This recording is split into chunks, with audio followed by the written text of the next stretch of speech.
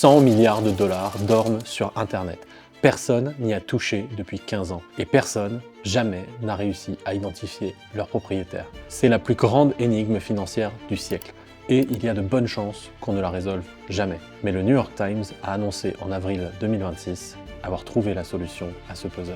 Qui est Satoshi Nakamoto?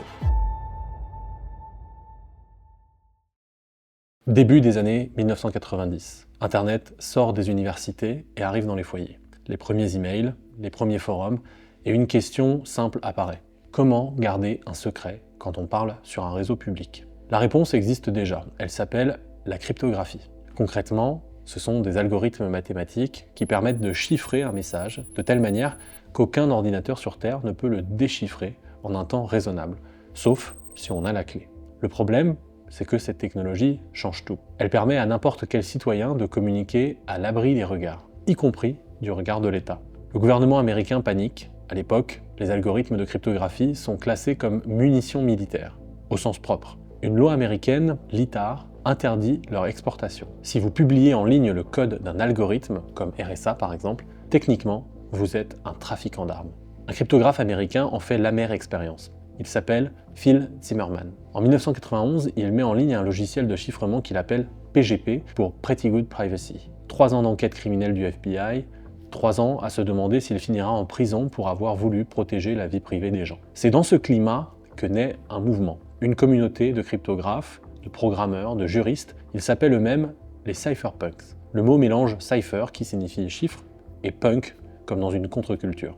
En mars 1993, l'un d'entre eux, Eric Hughes, publie un texte qui va devenir le texte fondateur du mouvement, un manifeste. Et il faut que je vous lise quelques passages parce que ce qui s'écrit là, en 1993, sur une mailing list que personne ne lit en dehors de quelques milliers d'initiés, ça va orienter tout ce qui se passera dans les 20 années suivantes. Première phrase, la vie privée est nécessaire à une société ouverte à l'ère électronique. Hughes prend ensuite le temps d'une distinction très précise. La vie privée, ce n'est pas le secret. Une affaire privée, c'est quelque chose qu'on ne veut pas que le monde entier sache. Une affaire secrète, c'est quelque chose qu'on veut que personne ne sache. La vie privée, c'est le pouvoir de se révéler sélectivement au monde.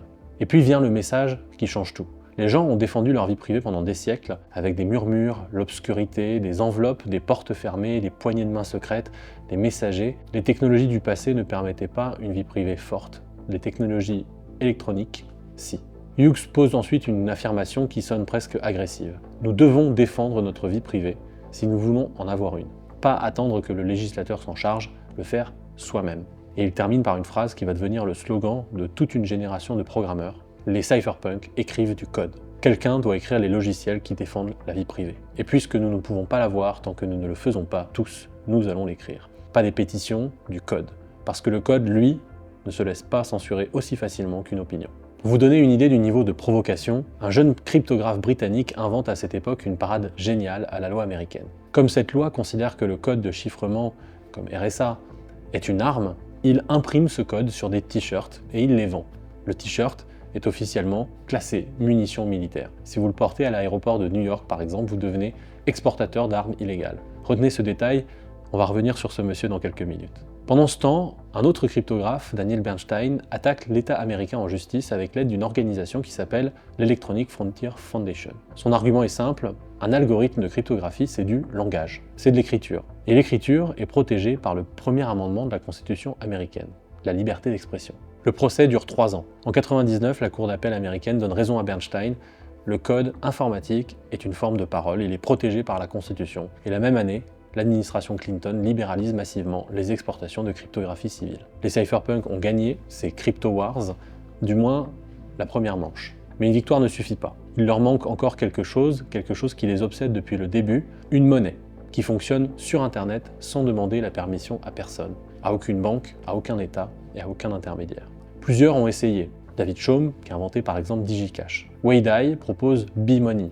Nick Szabo qui théorise Bitgold et Hal Finney qui code une preuve de travail réutilisable. Tous échouent, aucun n'arrive à faire fonctionner le système en pratique. Et puis, le 31 octobre 2008, en pleine crise financière mondiale, un email arrive sur une mailing list de cryptographie. L'expéditeur signe d'un nom japonais que personne n'a jamais entendu, Satoshi Nakamoto.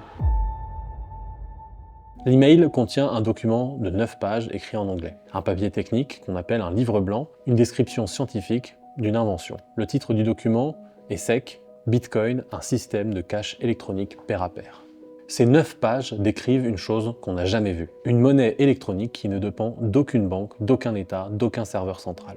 Une monnaie qui ne peut pas être contrefaite, qui ne peut pas être saisie. Une monnaie dont la quantité totale est mathématiquement limitée à 21 millions d'unités, pour toujours. Les premières réactions sur la mailing list sont polies mais sceptiques. On a vraiment besoin de ce genre de système, mais ça ne va pas tenir à l'échelle. Voilà le ton. Une seule personne dans cette mailing list prend le projet au sérieux dès la première semaine. Il s'appelle Hal Finney. C'est un cryptographe californien, l'un des ingénieurs qui ont aidé Phil Zimmermann à développer PGP. Et lui, il flaire que quelque chose d'important est en train de se passer. Le 11 janvier 2009, Hal Finney publie sur Twitter un message de 2 mots. Running Bitcoin. Bitcoin fonctionne. Il vient d'allumer le tout premier ordinateur dans le monde, à part celui de Satoshi, qui fait fonctionner ce nouveau réseau. Le lendemain, le 12 janvier, Satoshi lui envoie 10 bitcoins pour tester si ça marche. C'est la toute première transaction Bitcoin de l'histoire. À l'époque, ces 10 bitcoins ne valent strictement rien. Au cours d'aujourd'hui, ils valent un peu plus de 750 000 $. Pendant les 2 ans qui suivent, Satoshi est partout. Il code, il corrige les bugs, il poste des centaines de messages sur les forums, il échange des emails avec une petite poignée de développeurs qui rejoignent le projet. Il signe parfois Satoshi Nakamoto, parfois juste Satoshi, et il laisse malgré lui une série d'indices. Premier indice, au tout début de la blockchain Bitcoin, dans le tout premier bloc qu'on appelle le bloc Genesis, Satoshi grave un message dans le code. Une phrase lisible par n'importe qui. The Times, 3 janvier 2009, Chancellor on brink of second bailout. Le titre exact de la une du Times de Londres ce jour-là. Le chancelier de l'échiquier britannique sur le point de renflouer les banques pour la 2e fois. Au moment précis où les contribuables payent l'addition pour les banques irresponsables, Satoshi grave dans la pierre la raison d'être de Bitcoin. Beaucoup d'enquêteurs ont vu dans ce choix un indice géographique. Un journal britannique, le Times de Londres, pas le Times de New York. Pour eux, c'est la signature de quelqu'un qui vit ou qui a grandi en Grande-Bretagne. On va revenir sur ce point parce qu'il est moins solide qu'il en a l'air. Deuxième indice, le style d'écriture de Satoshi est britannique. Troisième indice, et celui-là, c'est un peu de la pure ingénierie inverse, un chercheur en cryptographie, Sergio Damian Lerner, a analysé en 2013 toutes les transactions des 2 premières années de Bitcoin. Il a remarqué qu'une seule entité, avec une signature de minage très particulière, a été responsable de la quasi-totalité des bitcoins minés pendant cette période. Cette entité, qu'on suppose être Satoshi, a accumulé environ 1,1 million de bitcoins. Au cours actuel, autour de 75 000 $ le bitcoin, ça représente plus de 80 milliards de dollars. Aucune de ces unités n'a bougé, pas une seule transaction depuis 2010, en 15 ans. En avril 2011, Satoshi envoie un dernier email à Mike Hearn, l'un des développeurs qui ont rejoint le projet. 6 mots qui disent « Je suis passé à autre chose ». Pas de communiqué d'adieu, juste un email court, presque banal, et puis le silence. 15 ans plus tard, ce silence n'a toujours pas été rompu. Personne dans toute l'histoire des inventions n'a jamais fait ça. Pas Edison avec l'ampoule, pas Tesla, pas Bell, pas Berners-Lee. Tous voulaient leur place dans les livres d'histoire, tous voulaient leur statut ou la fortune. Pour qu'un secret de cette ampleur tienne pendant 15 ans, il faut une discipline mentale qui dépasse l'entendement. C'est précisément cette discipline qui rend l'enquête presque impossible pour savoir qui est Satoshi Nakamoto. Parce qu'il y a dans le monde entier peut-être quelques dizaines de personnes capables d'inventer Bitcoin. Et parmi elles, peut-être 2 ou 3 capables de disparaître après l'avoir inventé. Ce sont ces 2 ou 3 personnes que les enquêteurs cherchent depuis 15 ans. Premier suspect, Hal Finney, celui qui a fait tourner Bitcoin le premier soir. Hal Finney est né en 1956 en Californie. Il est diplômé de Caltech, l'un des meilleurs instituts d'ingénierie au monde. Et en 2004, 4 ans avant Bitcoin, il a inventé un système qu'il appelle Reusable Proof of Work, une preuve de travail réutilisable. C'est le grand-père direct de système de minage de Bitcoin. Voilà déjà des qualifications correctes pour être suspecté. Mais ce qui fait basculer l'intuition, c'est une accumulation de coïncidences. Hal Finney est le premier humain au monde à faire tourner Bitcoin. Il est le premier destinataire d'une transaction Bitcoin. Il est l'un des rares à parler par mail directement avec Satoshi pendant les premiers mois. Et puis, il y a la coïncidence qui fait basculer tous ceux qui découvrent l'histoire. Hal Finney habitait dans une petite ville de Californie qui s'appelle Temple City, 35 000 habitants, et à quelques rues de chez lui, dans la même petite ville, vivait un Américain d'origine japonaise, et cet homme, qui était physicien à la retraite, s'appelait Dorian Satoshi Nakamoto. Vous avez bien entendu, un homme qui s'appelait littéralement Satoshi Nakamoto et qui n'avait rien à voir avec Bitcoin. La presse a d'ailleurs harcelé ce pauvre monsieur en 2014 sur la base de cette seule coïncidence jusqu'à ce qu'il soit obligé de démentir publiquement. Beaucoup d'enquêteurs pensent aujourd'hui que Hal Finney aurait simplement piqué le nom de son voisin pour fabriquer son pseudonyme. Et puis les coïncidences continuent. Hal Finney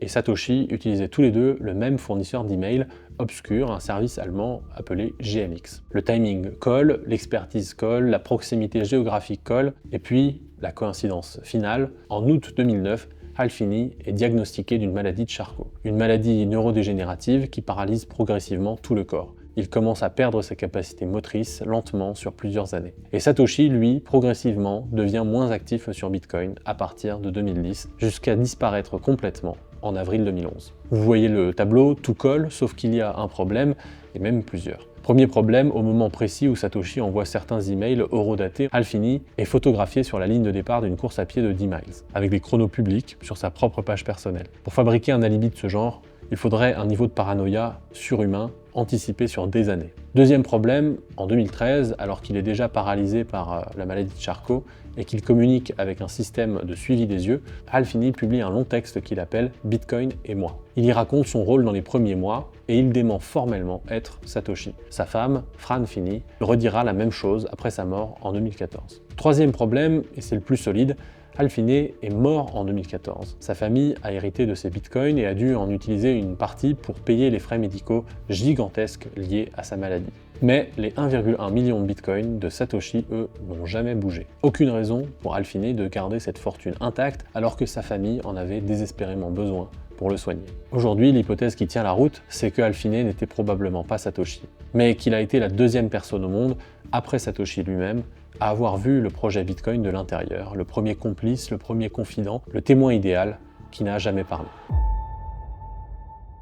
Deuxième suspect, Nick Szabo. Si Hal Finney est le voisin parfait, Nick Szabo est l'esprit parfait. Szabo est un cryptographe et juriste américain d'origine hongroise. Une figure des cypherpunks, c'est lui qui a inventé en 1994 un concept qu'il a appelé les smart contracts, 15 ans avant que Ethereum ne les rende célèbres. Et entre 1998 et 2005, Szabo a publié plusieurs versions d'un projet qu'il a appelé BitGold. BitGold, c'est l'ancêtre direct de Bitcoin. Architecturalement, c'est presque identique d'ailleurs. Une chaîne de preuves de travail, un horodatage cryptographique, une monnaie déconnectée de toute autorité centrale. Sauf que BitGold n'a jamais été codé. Szabo a publié des concepts, il a même demandé publiquement à la fin de son article « Est-ce que quelqu'un veut bien m'aider à coder ça ?» 6 mois après cette question, le white paper de Bitcoin sortait. Pour ceux qui suspectent Szabo, ce timing est trop beau. Et le white paper Bitcoin lui-même contient un détail qui dérange. Satoshi cite Adam Back, qu'on rencontrera dans un instant, il cite Wei Dai et il ne cite pas BitGold.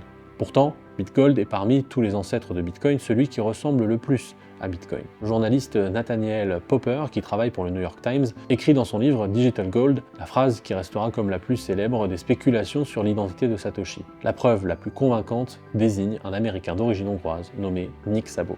La même année, une équipe de l'université d'Aston en Angleterre mène une analyse linguistique, ce qu'on appelle la stylométrie. C'est l'étude des manies d'écriture d'un auteur, la fréquence de certains mots, les tics, les fautes répétées, etc. Conclusion de l'étude, parmi tous les cypherpunks connus, c'est Nick Szabo qui ressemble le plus à Satoshi dans son style d'écriture. Et puis, il y a le moment qui circule encore aujourd'hui.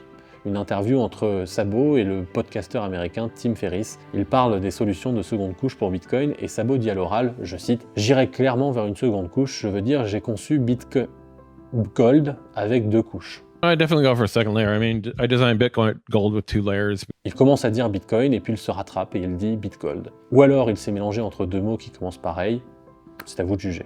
Szabo, évidemment, dément. Mais sa dénégation est tellement particulière qu'elle a alimenté la thèse à elle toute seule. En 2014, à un journaliste qui lui demande s'il est Satoshi, il répond « Merci de me l'apprendre, je crains que vous vous trompiez en dévoilant que je suis Satoshi, mais je suis habitué. » Et c'est là que je vous demandais de réfléchir avec moi. Une grande partie de l'argumentaire en faveur de Szabo repose sur un fait étrange. Szabo n'a pas réagi publiquement quand le white paper de Bitcoin est sorti en 2008. Aucun commentaire, pas un mot sur la mailing list, rien. Pour les défenseurs de l'hypothèse Szabo, ce silence est un indice. Il se serait tu volontairement pour ne pas attirer l'attention. Sauf que si Szabo avait commenté Bitcoin en 2008, ses détracteurs auraient probablement dit « Il fait semblant de découvrir, c'est un écran de fumée ». Et comme il n'a pas commenté, ils disent « Son silence est suspect ». C'est exactement le piège mental dans lequel toutes les enquêtes Satoshi finissent par tomber. Tout fait et tout fait contraire devient finalement une preuve. Et c'est précisément ce piège qu'on va retrouver dans la dernière enquête en date, la plus récente et la plus médiatisée. Vous vous souvenez du jeune cryptographe britannique du début de cette vidéo, celui qui imprimait du code de chiffrement sur des t-shirts pour ridiculiser la loi américaine? Eh bien, il s'appelle Adam Back. Adam Back, c'est aujourd'hui un homme de 55 ans, britannique, doctorat en informatique de l'université d'Exeter. C'est l'une des figures historiques du mouvement cypherpunk. Et surtout, en 97, plus de 10 ans avant Bitcoin, il invente un système qu'il appelle Hashcash, un système qui force chaque ordinateur à effectuer un petit calcul cryptographique avant d'envoyer un email. L'idée originale, c'était de combattre le spam. Et en pratique, ça pose les bases techniques de ce qui deviendra le minage de Bitcoin. Hashcash est cité dans le white paper Bitcoin de Satoshi. Adam Back est l'une des 2 ou 3 personnes que Satoshi contacte personnellement avant de publier son projet en août 2008. Bref, Adam Back coche techniquement toutes les cases. Et début avril 2026, le New York Times publie une enquête de 12 000 mots qui prétend l'avoir démasqué. L'auteur s'appelle John Carreiro. C'est un journaliste américain réputé, il s'est fait connaître dans le monde entier en 2015 en démasquant la fraude Elizabeth Holmes, la fondatrice de Theranos, une entreprise de tests sanguins qui valait à un moment 9 milliards de dollars et qui s'est révélée être en fait une vaste imposture. Pas un débutant donc. Pour Bitcoin, sa méthode a été massive. 18 mois d'enquête, 134 000 messages analysés sur les mailing lists cryptographiques des années 90 et 2000, 620 candidats potentiels, une analyse stylométrique réalisée par Florian Cafiero, ce linguiste qui avait précédemment aidé le Times à identifier des auteurs derrière les théories QAnon. 3 analyses indépendantes, toutes désignent Adam Back comme le plus proche du style de Satoshi. Le détail qui a fait le tour du monde, c'est l'histoire des tirets. Sur 325 fautes spécifiques de tirets caractéristiques des écrits de Satoshi, Adam Back en partage 67, alors que le candidat suivant n'en partage que 38, c'est presque le double. Carreiro est même allé interviewer Adam Back en personne en janvier 2026 lors d'une conférence Bitcoin au Salvador. 2 heures dans une chambre d'hôtel, et Back a nié au moins 6 fois. Il a refusé de fournir les métadonnées des emails que Carreiro demandait pour vérifier son alibi. Voilà l'enquête, c'est sérieux, c'est documenté, c'est appuyé par des analyses techniques, et pourtant, je vais vous expliquer pourquoi moi je n'y crois pas. Et pourquoi, à mon avis, le New York Times est passé à côté de l'essentiel. Premier problème, l'argument selon lequel Satoshi est britannique parce qu'il a cité un journal britannique dans le bloc Genesis. Sauf que le Times de Londres publie ses unes en ligne. À l'époque, n'importe qui pouvait consulter la une du jour, depuis n'importe où dans le monde. Deuxième problème, Carreiro pose comme principe que Satoshi était cypherpunk. Et c'est sur cette base qu'il restreint son enquête à la mailing list cypherpunks. Or, Satoshi n'a jamais revendiqué appartenir à ce mouvement. Il a publié son white paper sur une autre mailing list qui s'appelle la Cryptographie Mailing List, animée par un certain Perry Metzger. Pas la même communauté. Et d'ailleurs, il y a plus troublant, quand Bitcoin arrive en 2008, la communauté cypherpunk, qui devrait normalement applaudir, fait plutôt la grimace. Beaucoup de membres trouvent l'idée naïve, énergivore, mal calibrée, etc. Plusieurs prédisent l'échec dans les semaines qui suivent la publication du white paper. Et Adam Back lui-même, qu'on va retrouver dans une seconde, se désintéresse du projet pendant 4 ans après son premier échange d'email avec Satoshi. Si Satoshi avait été l'un d'entre eux, on aurait attendu un accueil plutôt chaleureux. Au lieu de ça, il y a eu un silence poli et beaucoup de scepticisme. Si vous excluez par principe tous les non-cypherpunks de votre enquête, vous ratez peut-être votre coupable. Troisième problème, et celui-là est plutôt dévastateur pour la thèse Carreiro. Souvenez-vous, en août 2008, quand Satoshi diffuse un brouillon de son white paper, Adam Back fait partie des personnes qui contactent. Que fait Adam Back à ce moment-là ? Il répond gentiment et il renvoie Satoshi vers Weidai, un autre cypherpunk qui avait inventé un projet similaire appelé B-Money en 98. Si Adam Back était Satoshi, pourquoi est-ce qu'il s'enverrait à lui-même un mail pour se renvoyer lui-même vers Weidai ? Carreiro, dans son article, fait l'hypothèse que Back aurait fabriqué cet échange comme un alibi. Sauf qu'on n'a aucune trace de cette fabrication, et c'est une hypothèse pure et simple posée pour contourner le problème. Quatrième problème, après cet échange d'août 2008, Adam Back se désintéresse de Bitcoin. Il ne lit pas attentivement le white paper, il ne participe pas aux discussions des premières années. C'est documenté. Et pire, en avril 2013, alors que le Bitcoin est passé de 1$ à 260 $, en quelques mois, Adam Back commence enfin à s'intéresser sérieusement au projet. Il écrit sur le forum Bitcoin Talk, et là, il pose des questions basiques sur le fonctionnement du système qu'il aurait lui-même inventé. C'est consultable d'ailleurs encore aujourd'hui dans les archives du forum. Si Back était Satoshi, il aurait dû maintenir l'imposture pendant des années en posant des questions naïves sur sa propre invention. C'est possible, mais ça suppose un niveau de calcul à long terme assez vertigineux pour quelqu'un qui n'avait à ce moment aucune raison particulière de fabriquer une telle sorte d'alibi. Cinquième problème, Bitcoin a été publié sous une licence appelée MIT. C'est une licence de logiciel libre, permissive, elle autorise n'importe qui, y compris une entreprise commerciale, à utiliser le code Bitcoin dans un produit propriétaire fermé. Adam Back, militant cypherpunk de longue date, est plutôt connu pour défendre des licences plus strictes qui forcent les utilisateurs du code à publier eux-mêmes leur code en libre. Le choix de la licence MIT par Satoshi ressemble plus à un choix pragmatique qu'à un choix idéologique de cypherpunk. Sixième problème, pendant ce qu'on appelle la guerre des blocs entre 2015 et 2017, la communauté Bitcoin s'est déchirée sur une question technique. Faut-il augmenter la taille des blocs pour permettre plus de transactions par seconde ou les garder petits pour préserver la décentralisation? Adam Back a pris parti pour les petits blocs et il s'est opposé à l'augmentation de la taille des blocs. Or, dans les rares messages que Satoshi a laissés sur ce sujet en 2010, il défendait l'idée d'augmenter la taille des blocs au fur et à mesure de la croissance du réseau. La position d'Adam Back est donc exactement opposée à celle de Satoshi. Septième problème, et c'est probablement le plus parlant, Adam Back a fait fortune avec sa société Blockstream qui a investi dans l'écosystème Bitcoin. Il dirige aujourd'hui une treasury company qui s'apprête d'ailleurs normalement à rentrer en bourse. Il est devenu très riche grâce à Bitcoin, mais il n'a jamais touché aux 1,1 million de Bitcoin de Satoshi. Si Back était Satoshi, ça voudrait dire qu'il a renoncé à quasiment 80 milliards de dollars qu'il pouvait dépenser sans soulever de questions et qu'il a préféré construire une entreprise pour gagner 100 millions.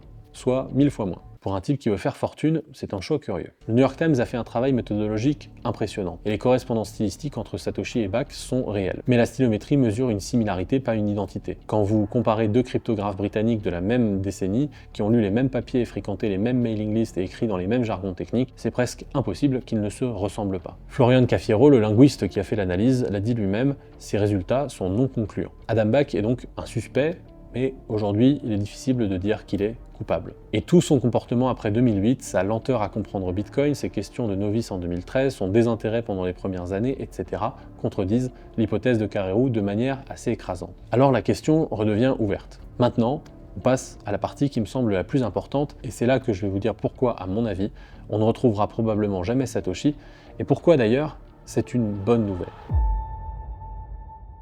Pourquoi est-ce qu'on cherche Satoshi? La réponse évidente, c'est la curiosité. C'est humain, on veut connaître la fin de l'histoire et le début de l'histoire. On veut savoir d'où vient cette invention. Mais il y a une autre réponse moins avouable. Si Satoshi était identifié, beaucoup de choses deviendraient plus simples. Pour les régulateurs, pour le fisc, pour les gouvernements, pour les concurrents. Imaginez que demain on prouve que Satoshi est une personne précise. Pas nécessairement Adam Back, peu importe qui. Quelqu'un de bien identifié, vivant, accessible. Dans les 48 heures, plusieurs choses vont se passer. Par exemple, la fortune de Satoshi devient une question juridique brûlante. Quelle est sa nationalité fiscale? Pourquoi n'a-t-il jamais déclaré ses 80 milliards? Comment ont-ils été acquis? Les administrations fiscales de plusieurs pays vont se mettre en mouvement.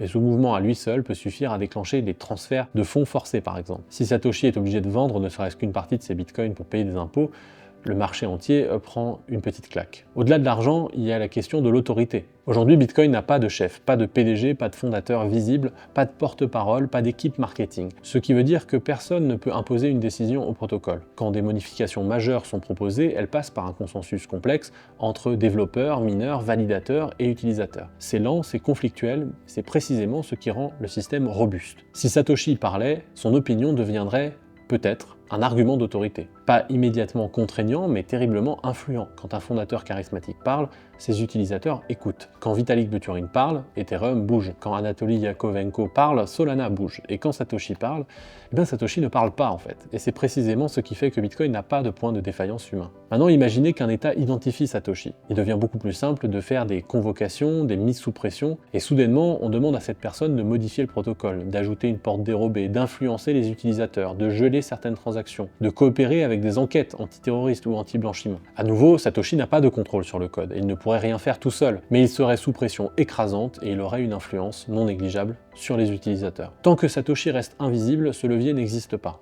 Bitcoin, ce n'est pas qu'un protocole technique, c'est aussi une histoire, et les histoires les plus puissantes ont besoin aussi d'origine mystérieuse. Si Satoshi était identifié, il deviendrait humain, avec des opinions politiques, avec des goûts, avec des défauts aussi, peut-être des dérapages. Vous pouvez par exemple critiquer Mark Zuckerberg, Elon Musk, Sam Altman, etc. parce qu'ils sont là, bien identifiables et attaquables. Vous ne pouvez pas vraiment critiquer Satoshi en dehors de ce qu'il a déjà dit, parce qu'il n'est pas là. C'est le développeur Jameson Lopp qui a peut-être le mieux résumé l'idée en disant « Il vaut mieux pour Bitcoin que Satoshi ne soit pas un homme, parce que les hommes sont faillibles, inconstants et fragiles. Satoshi, c'est une idée. Et tant que Satoshi reste une idée, il appartient à tout le monde. Le jour où Satoshi devient une personne, il devient la propriété de quelqu'un. Et d'autres se mettent à se battre pour cette propriété. Quand on découvre Bitcoin, on a envie de savoir qui est derrière. C'est humain. Quand on commence à le comprendre, on se dit que ça serait quand même bien d'avoir la réponse. Et ça aussi, c'est humain. Mais quand on a vraiment compris Bitcoin, on comprend autre chose. Que ces silences de 15 ans n'est pas un trou dans l'histoire, c'est une partie du protocole. au même titre que la cryptographie, le minage ou la quantité maximale de 21 millions d'unités. Le meilleur cadeau que Satoshi a fait au monde, c'est sa décision de partir avant qu'on lui demande de revenir. Si on retrouve Satoshi un jour, et on finira peut-être par le retrouver, le code continuera de tourner, les blocs continueront d'être minés toutes les 10 minutes, les 1,1 million de bitcoins resteront probablement immobiles et Bitcoin survivra. Mais quelque chose aura changé, une magie aura été dissipée, et la magie dans l'histoire de la monnaie, ça n'a jamais été un détail. Qui est Satoshi Nakamoto? Cette enquête est probablement la plus belle histoire de la monnaie. Et la beauté de cette histoire, c'est qu'on ne la connaîtra peut-être jamais en entier. Et c'est très bien comme ça. J'espère que cette vidéo vous a plu. Si c'est le cas, n'hésitez pas à la liker et à vous abonner à la chaîne Bitstack. Mettez en commentaire qui est, selon vous, Satoshi Nakamoto. Je lirai vos hypothèses avec attention et grand plaisir. C'était Alexandre pour Bitstack et on se dit à la semaine prochaine pour une nouvelle vidéo.